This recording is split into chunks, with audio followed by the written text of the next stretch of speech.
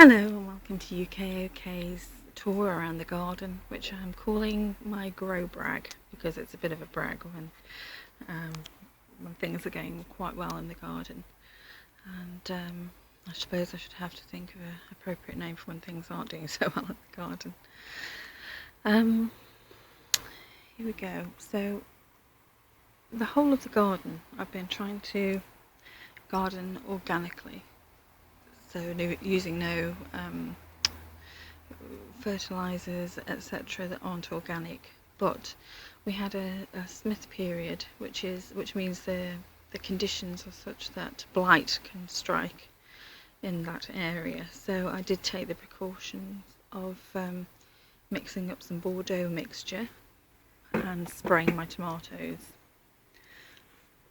So I'm just going to show you which one I used. I used this Vitax Bordeaux mixture, which I put into a spray bottle and then gave it a good shake, and I did spray the tomatoes, because the thing is, when you've nurtured something from seed and it gets this tall, and even if it doesn't get this tall, and it has fruits already growing on it, such as this, you want to protect it, and you want it to come to fruition, basically.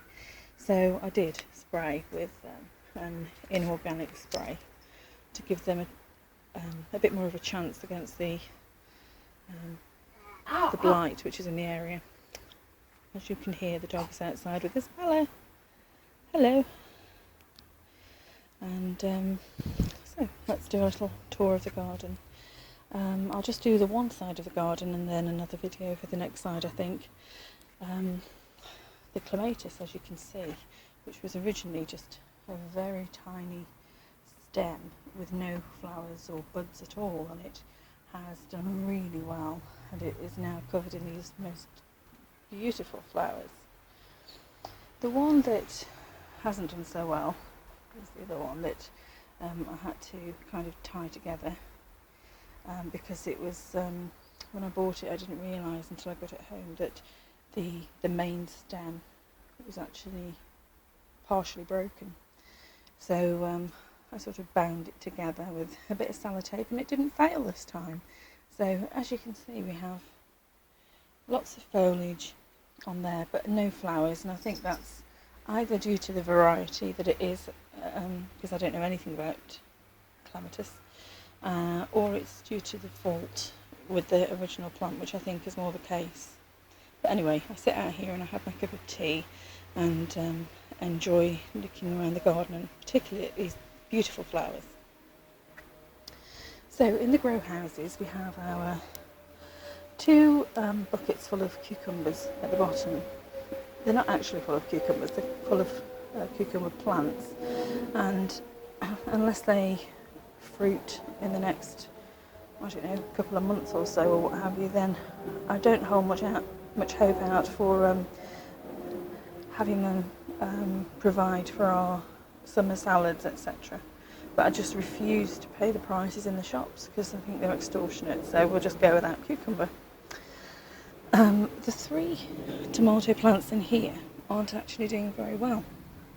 I don't know why that is. Excuse me. I don't know why that is, but I don't think there is any fruit at all, and there have hardly been any flowers.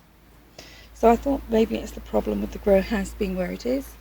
Excuse me. Because the one beside it is absolutely full of flowers and has fruit. But then when you look at the top of this grow house back over here, where the tomatoes are doing fairly poorly, then I do actually have, let me see if I can show you this. I have two,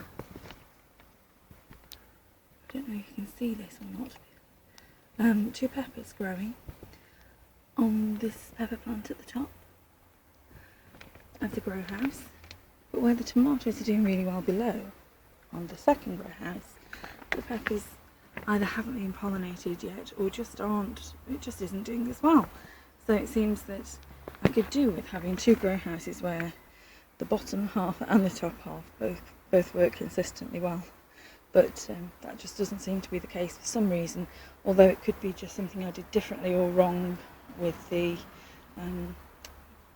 tomato plants in this particular grow house. The aubergine down here accidentally got a bit of Bordeaux spray, but what I wanted to show you was that we do have flowers, and it looks to me like it's once it flowered it's kind of died and withering, and I've never actually grown aubergine, so, and it's not in the best place, it's not indoors really, because the door of this plastic grow house is, you know, open quite a lot so that the flowers on the peppers, tomatoes, etc. can be pollinated. So it's not an ideal growing situation, but I was hoping that once the flowers had died back the aubergine would grow, but by the look of this flower that died back, it just looks about ready to fall off. So I think it may be true, as I so often said, that you can't grow aubergines basically in the climate that we have unless you use a proper greenhouse, glass covered greenhouse or what have you. Okay, so that's the grow houses. Sorry if I sound a bit like Marge Simpson, it's the asthma. Now I don't know if you remember that I showed you those small mystery seedlings which I thought were sunflower seeds that had been scattered by birds, and this is what they've turned into. Obviously they were sunflowers all along, and I'm just a bit of a dipstick, so I didn't know that.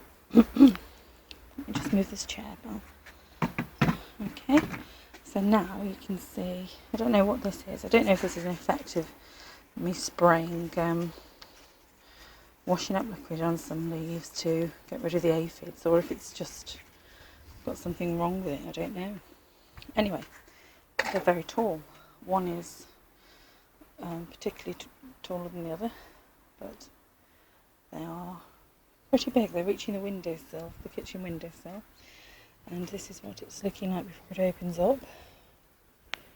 Probably can't focus because it's not such a great video recording on the camera, although it's sufficient for my needs. So okay, and then the second one has actually surpassed the window frame and hasn't opened up at the top yet at all, but it's got a nice thick sturdy stem. And the third one, which is a bit shorter again, and well, they're free plants basically, aren't they? I didn't have to pay for the seed for them, and if they do well, then I get free sunflower seeds as well.